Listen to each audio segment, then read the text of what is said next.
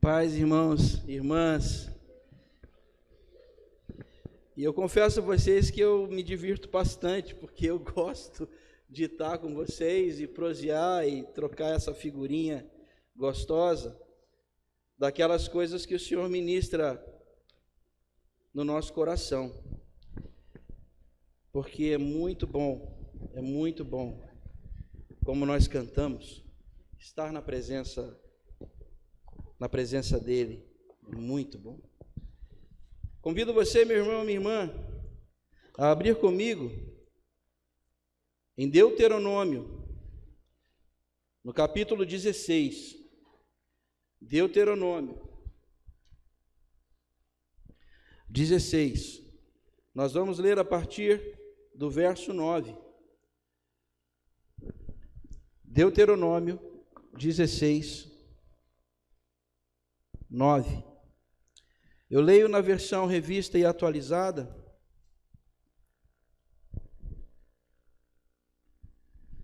E você acompanhe comigo. A palavra diz, em Deuteronômio 16, a partir do verso 9: 7 semanas contarás. Quando a foice começar na seara, entrarás a contar as 7 semanas. E celebrarás a festa das semanas ao Senhor teu Deus, com ofertas voluntárias da tua mão, segundo o Senhor teu Deus te houver abençoado. Alegrar-te-ás perante o Senhor teu Deus, tu e o teu filho, e a tua filha, e o teu servo, e a tua serva, e o levita que está dentro da tua cidade, e o estrangeiro, e o órfão, e a viúva que estão no meio de ti, no lugar que o Senhor teu Deus escolher, para ali fazer habitar o seu nome. Lembrar-te-ás de que foste servo no Egito, e guardarás estes estatutos, e os cumprirás. Feche seus olhos. Obrigado, Senhor, pela tua palavra, te agradecemos, e te pedimos, Espírito Santo, fala conosco na profundidade com que cada um possa suportar. Nós te agradecemos, Senhor, em nome de Jesus, amém. Irmãos e irmãs, eu não sei se você já parou para pensar, todas as vezes que a gente fala de Pentecostes, a gente se referencia a Atos 2 ou a Joel, mas nós nos esquecemos muitas vezes que aquele povo que vivia Atos 2 era judeu. E na verdade eles, quando estavam ali reunidos, eles celebravam uma festa judaica. Festa judaica essa que a gente rememora, existem outros textos, você pode encontrar isso também em Êxodo, também em Levítico, mas eu preferi esse texto de Deuteronômio para tentar trazer para você pelo menos duas coisas que essa festa ela buscava introduzir no povo, fazer com que o povo rememorasse. A primeira, olha o texto, ele diz, versículo 11, alegrar-te-ás perante o Senhor teu Deus. Festa a gente normalmente vincula a alegria, claro, mas muitas vezes a gente esquece disso. E eu já vou dizer o porquê, que é muito curioso que o povo de Atos 2 estava celebrando o Pentecostes e estavam rememorando a alegria. Uma segunda coisa que esse texto ele traz para nós diz respeito à colheita. Passadas 7 semanas, entrou a foice lá, eles estavam celebrando em gratidão a Deus por conta daquilo que eles colheram. Irmão e irmã, o que é curioso, e aqui sim, é claro, eu vou abrir a Atos 2, abra comigo Atos 2, óbvio que eu vou abrir Atos 2, Atos 2 do 1 ao 4, eu trago agora o texto de Atos 2, O texto de Atos 2, a partir do verso 1, Atos 2:1, diz que ao cumprir-se o dia de Pentecostes, que era o quê? Uma festa judaica. Estavam todos reunidos no mesmo lugar. Todos quem? Atos 1 vai dizer que eram cerca de 120 pessoas. Era aquela mesma assembleia que havia se reunido um pouquinho antes para escolher o apóstolo que substituiria a figura de Judas, que tinha se enforcado. E escolheram Matias. Então, disse em Atos 1, no capítulo anterior, eu não preciso abrir, que você é aluno de escola dominical, você vai saber que aquele grupo, aquela assembleia, eram mais ou menos 120 pessoas. Todos esses reunidos no mesmo lugar e, de repente, veio do céu um som como de um vento impetuoso e encheu toda a casa onde estavam assentados. E apareceram distribuídas entre eles línguas como de fogo, e pousou uma sobre cada um deles. Todos ficaram cheios do Espírito Santo e passaram a falar em outras línguas, segundo o Espírito lhes concedia que falassem. Ora, estavam habitando em Jerusalém judeus, homens piedosos, vindos de todas as nações debaixo do céu. Quando, pois, se fez ouvir aquela voz, afluiu a multidão que se possuiu de perplexidade, porquanto cada um os ouvia falar na sua própria língua. Estavam, pois, atônitos e se admiravam, dizendo: vede, não são porventura galileus todos esses aí que estão falando? E como os ouvimos falar, cada um em nossa própria língua materna? Somos partos, medos, elamitas e os naturais da Mesopotâmia, Judéia, Capadócia, Ponto e Ásia, da Frígia, da Panfilha, do Egito e das regiões da Líbia e nas imediações de Cirene. Romanos que aqui residem, tanto judeus como prosélitos, cretenses e arábios. Como os ouvimos falar em nossas próprias línguas as grandezas de Deus? Todos atônitos e perplexos, interpelavam uns aos outros e se perguntavam: que quer dizer isto? Outros, porém, zombando, diziam: estão embriagados.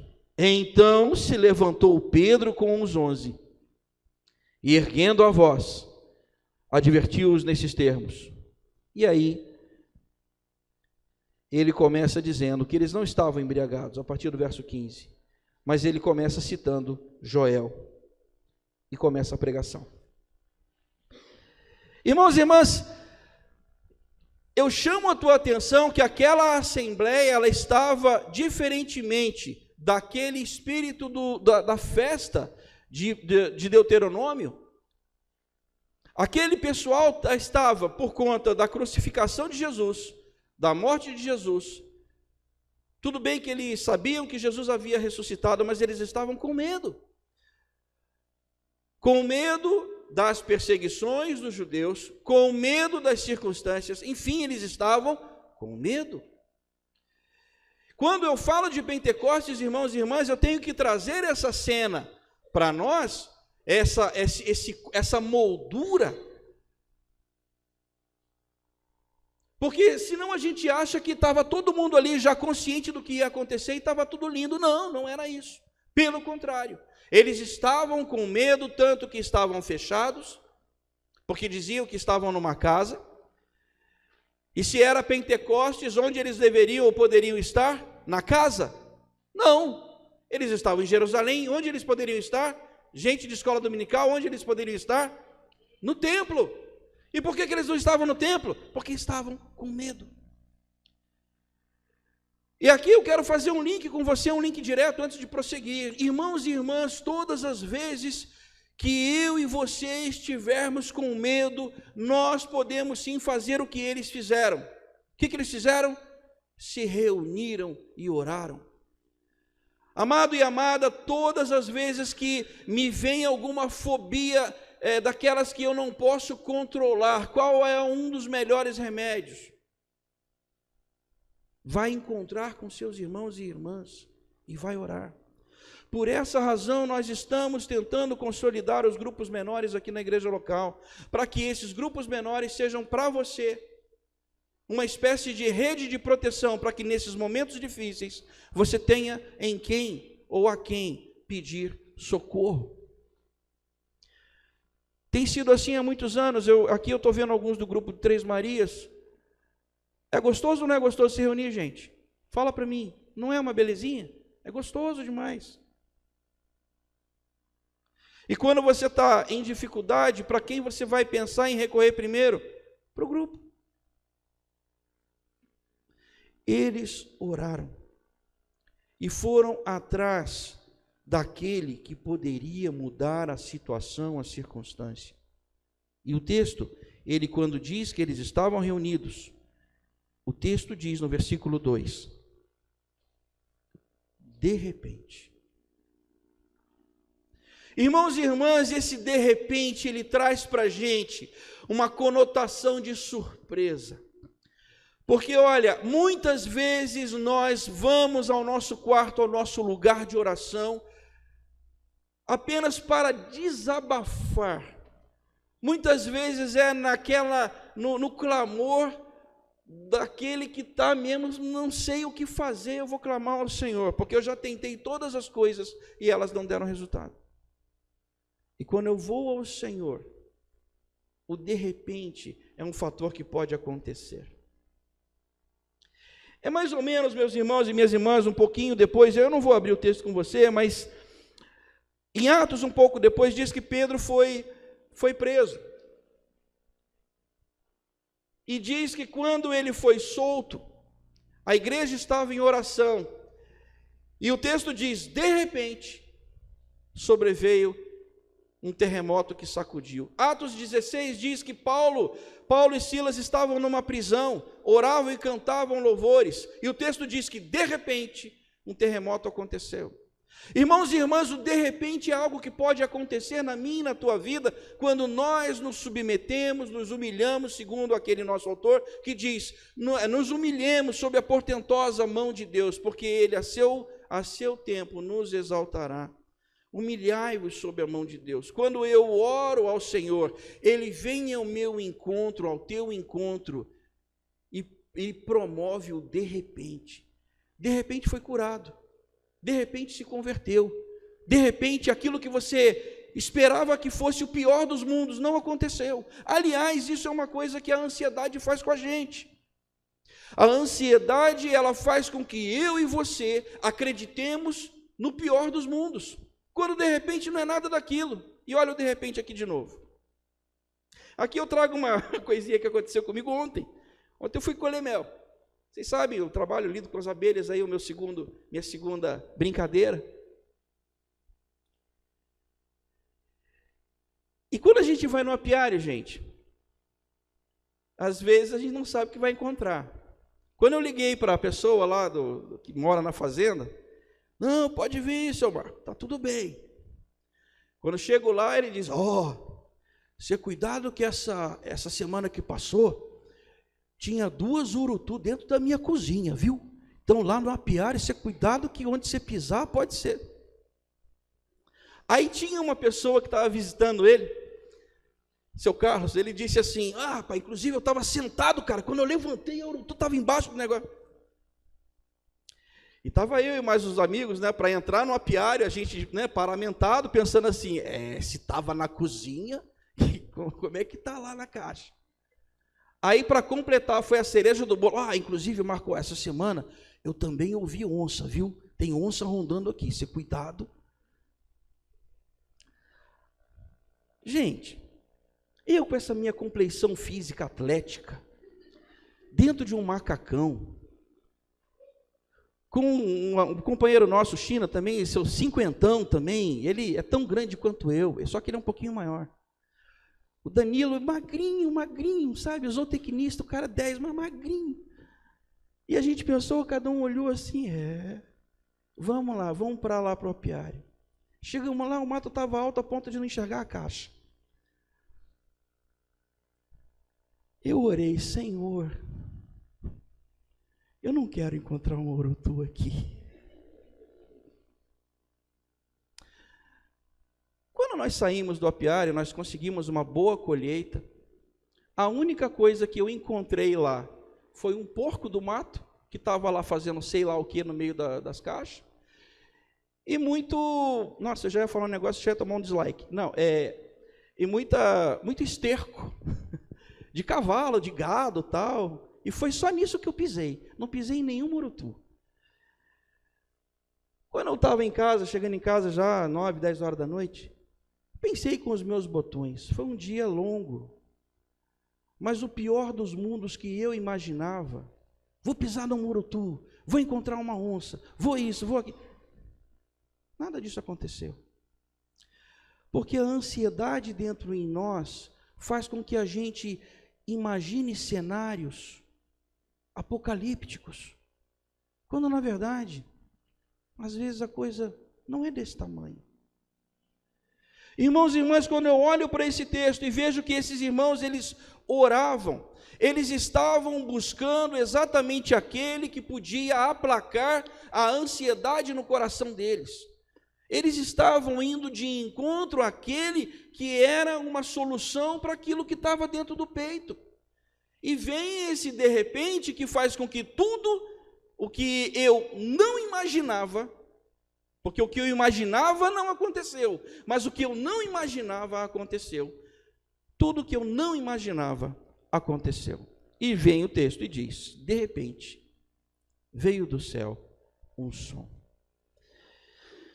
Queridos, eles estavam com medo, mas estavam juntos.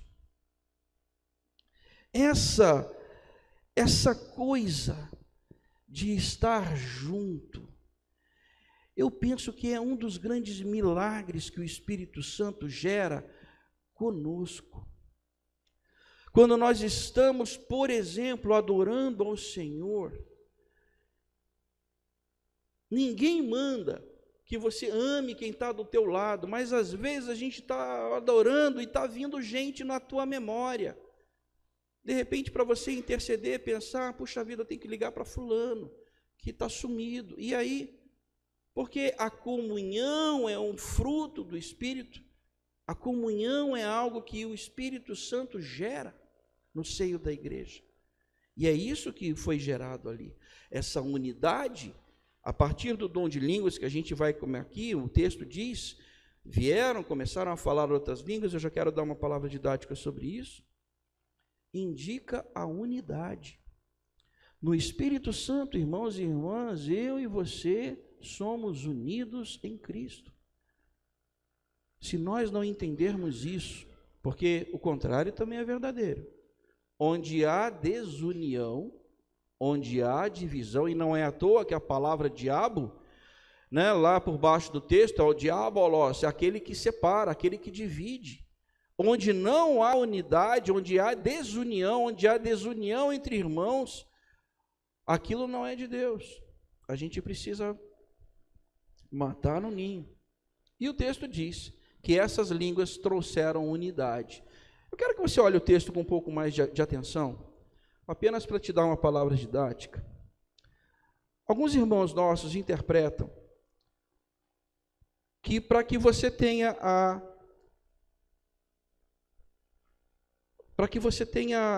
a certeza de que você tem o Espírito Santo, você tem que falar em línguas. E usam esse texto e alguns outros. Porque veio o Espírito Santo, falaram em línguas estranhas.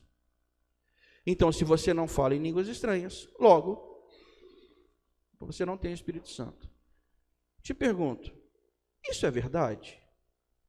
E para que você compreenda que talvez esse entendimento não esteja tão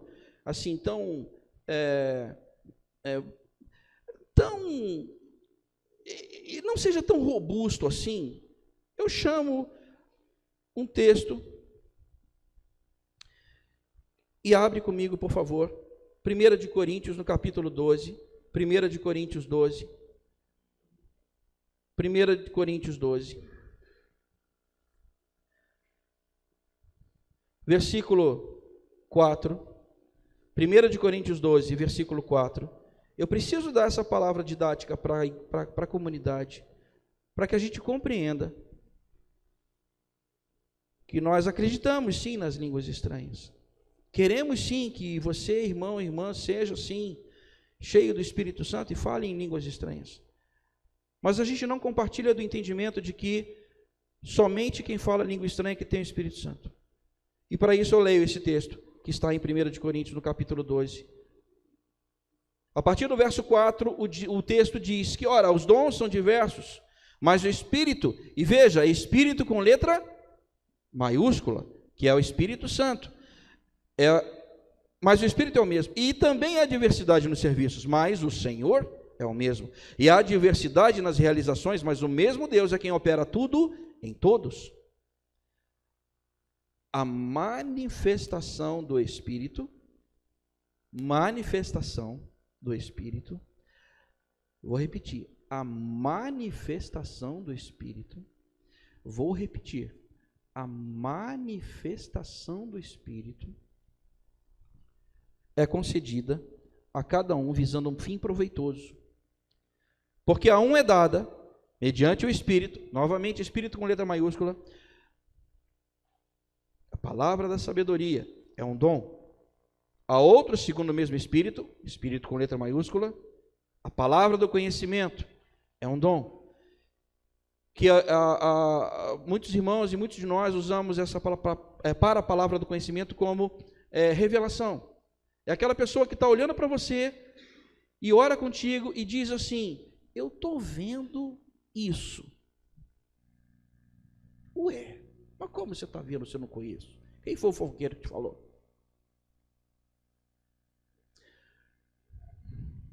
Eu tenho umas coisas bacanas. Depois, um dia, a gente toma um café, e aí eu vou me convidar para tomar café. Olha, estou falando de café de novo.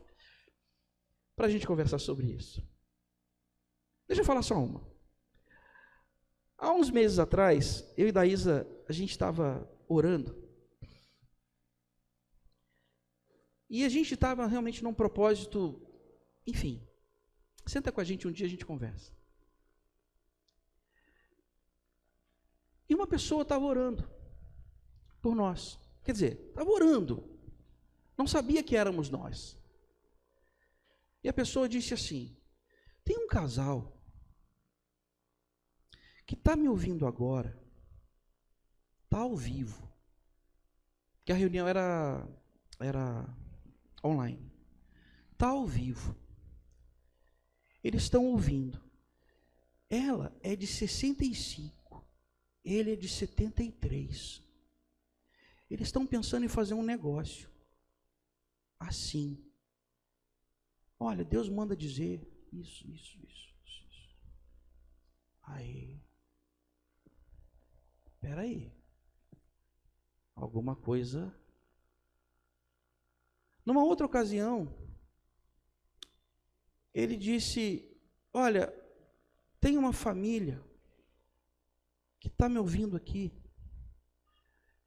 e essa família vai ter que se movimentar, talvez ela tenha que se mudar. É a família do Natan.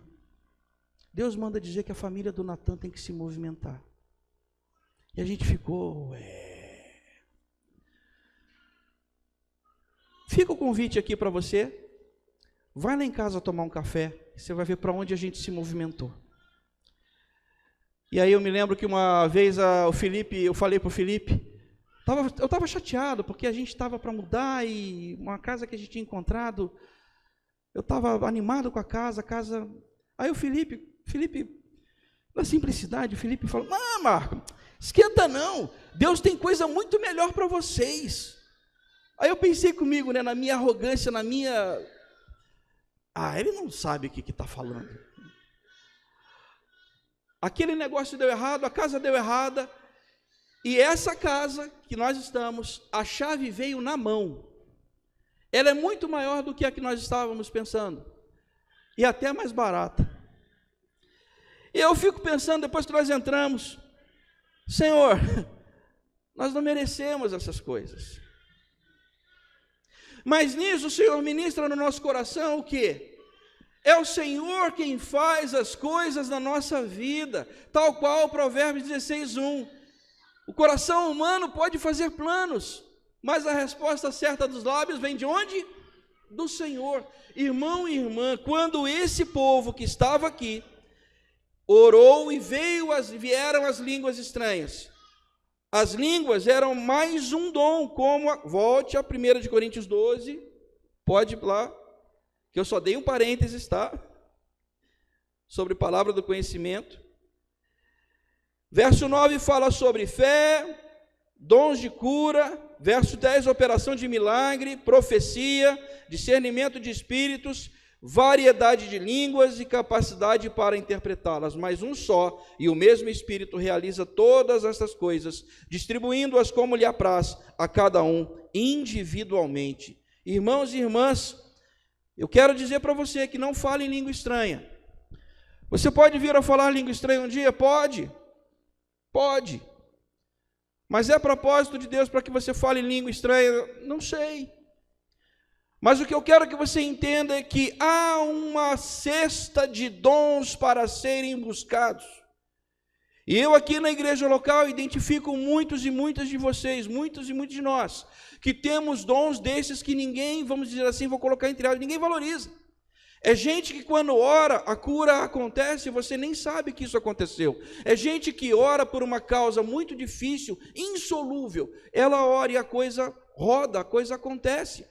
É gente que tem o dom, eu vou chamar de liberalidade, aquela pessoa que quando há um projeto missionário, ela abre o bolso. Existem aqueles que têm o dom, que eu vou chamar de dons de governo. São aquelas pessoas que estão em instâncias e foram talhadas para estar onde elas estão. Querido, querida, onde você está é o lugar onde o Senhor colocou você para que a missão dele acontecesse. E o seu dom vai ser desempenhado, a tarefa do Senhor vai ser desempenhada no lugar onde você está. Não é dentro da igreja. Porque o dom de línguas, ele acontece dentro da igreja local. Ele acontece na sua intimidade. Aí você, durante a semana, vai ler 1 Coríntios 14, onde o nosso autor ele vai dizer especificamente sobre o dom de línguas, a interpretação das línguas e o dom da profecia.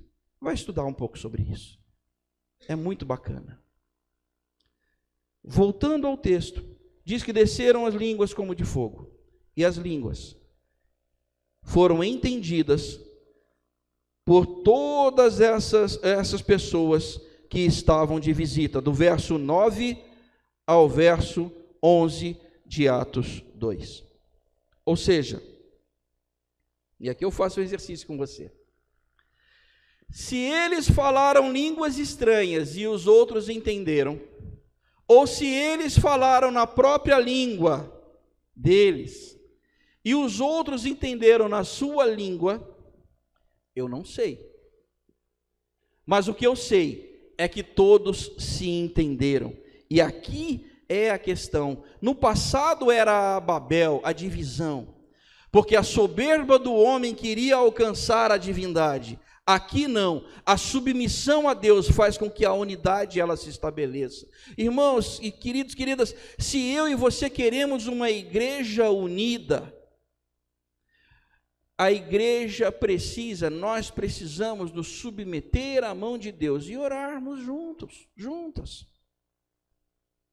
para que as coisas elas aconteçam, a unidade aconteça, o direcionamento ministerial aconteça.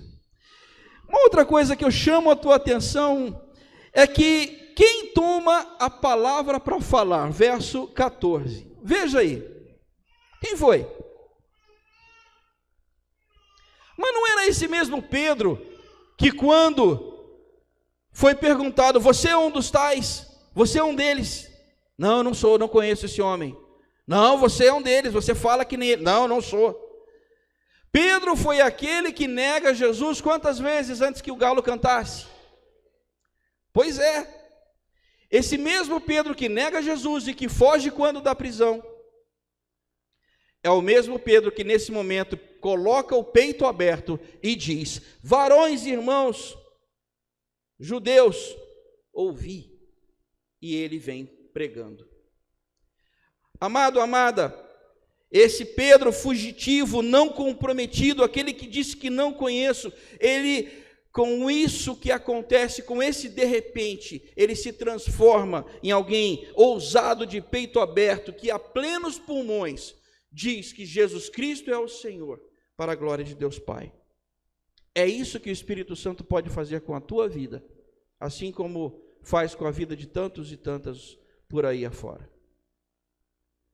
Ele potencializa aquilo que você é capaz de fazer. E quando você faz, algumas pessoas podem perguntar, mas como é que ele consegue isso? É Deus. Isso é dom.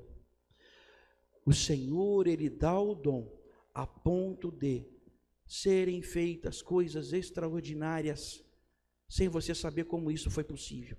É Deus.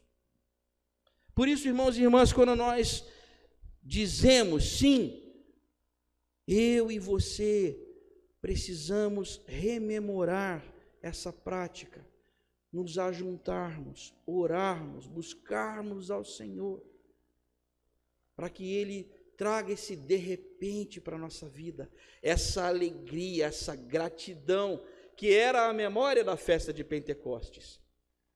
A festa de Pentecostes, esse Pentecostes que hoje nós comemoramos no dia de hoje, no vermelho, no amarelo, isso tudo tem um simbolismo, não é à toa. Esse Pentecostes, ele tem uma tradição, ele tem um porquê. E lá atrás, ele traz para nós a gratidão e a alegria. No fim, quando Pedro conclui a sua pregação, a pergunta é, olhe comigo, Atos 2, verso 37. Aqui está a finalidade última da tarefa ministerial que o Espírito Santo te dá. Quando eles perguntam, o que faremos, irmãos? O que Pedro responde? Arrependei-vos, porque o arrependimento é a porta da salvação. E olha, irmão e irmã, não pense você, porque nós não somos calvinistas, me perdoa, não somos. Salvo uma vez, não salvo para sempre. Nós, wesleyanos, acreditamos que temos que matar um leão a cada dia. Isso também é o dia para a gente conversar bastante, regado a muito café, a pão maravilhoso que o Evaldo sabe fazer e de repente alguma outra coisa, né? Eu já estou colocando o Evaldo para fazer pão para a gente. Irmãos, o arrependimento é algo que eu e você precisamos viver todos os dias, para que nós não nos ensoberbeçamos. Uma das piores coisas que pode acontecer na vida do crente, na vida da crente, é a gente achar que nós já sabemos tudo e não precisamos aprender mais nada. Chama a tua atenção, por exemplo, aquele Moisés que aos 80 anos estava peregrinando no deserto, porque ele cuidava do gado do seu sogro.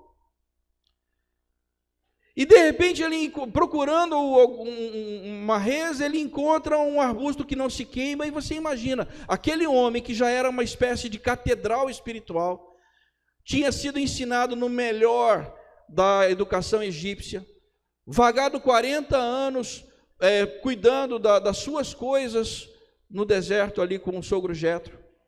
Já tinha visto tudo. Aos 80 anos, tinha algo mais para ele aprender?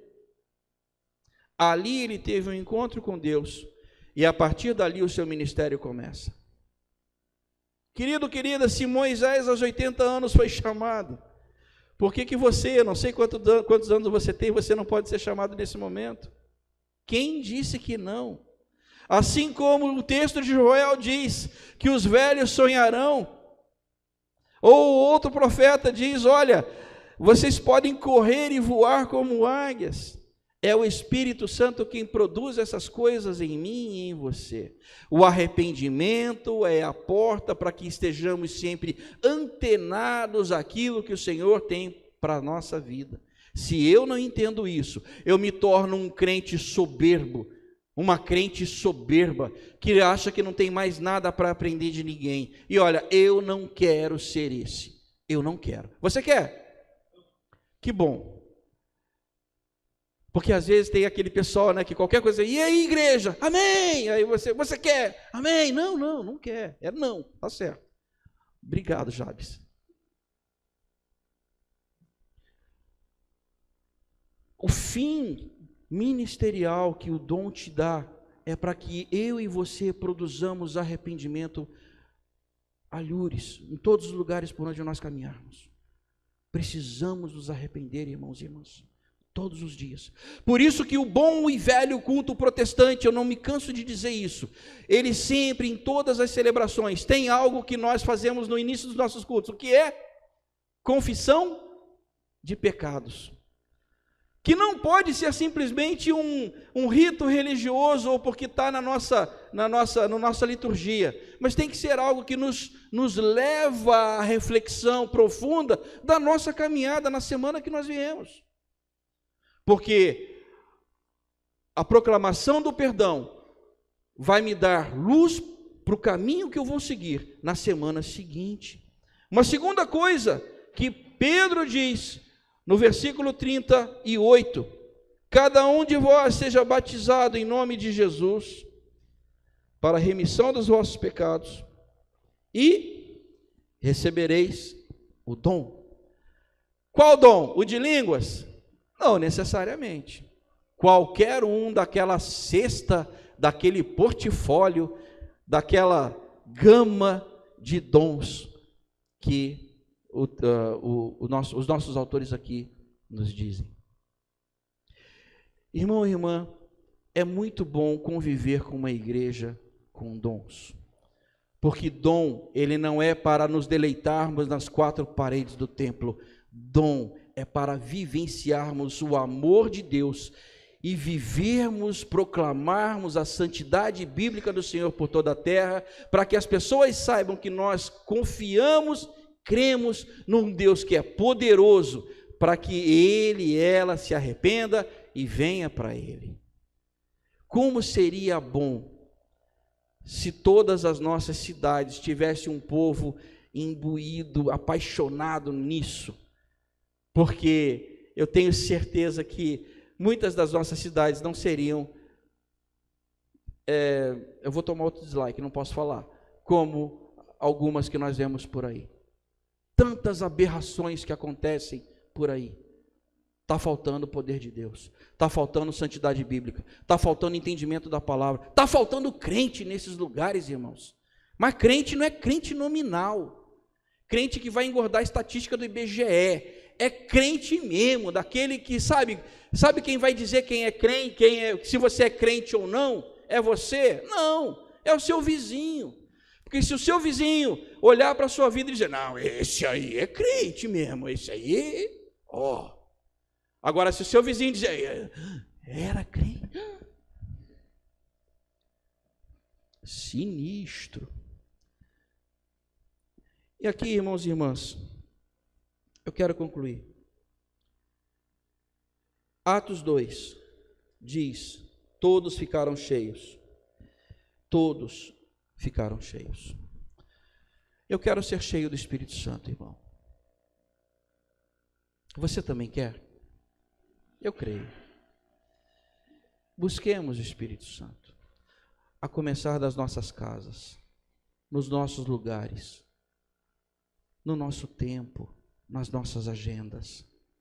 Não pense você que a minha agenda é uma agenda tranquila, minha agenda é insana também.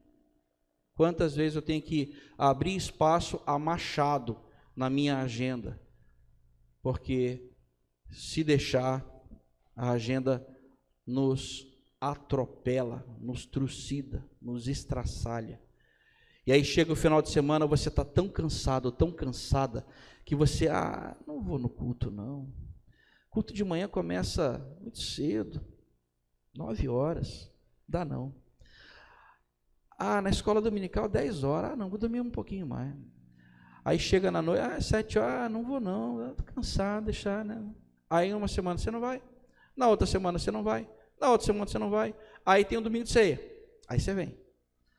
Aí no outro, já fui na ceia, não vou. Aí tem, gente,